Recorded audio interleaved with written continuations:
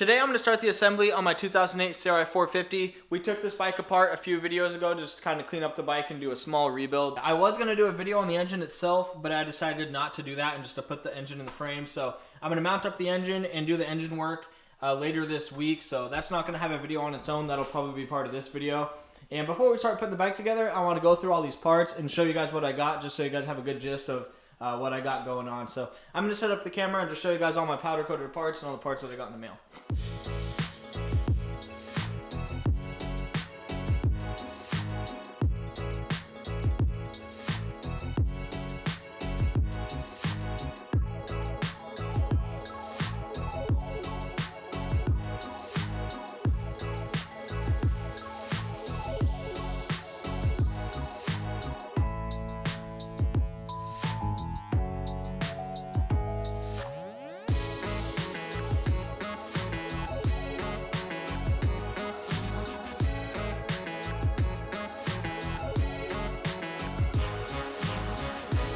To conclude this box over here, we have a few small things like chain adjusters, a stem cap because mine was all chewed up, and there's the bar mounts, and a few random things like a master link. I don't need it, I just got it just because. And a new axle nut just because it looks nice and mine was all chewed up.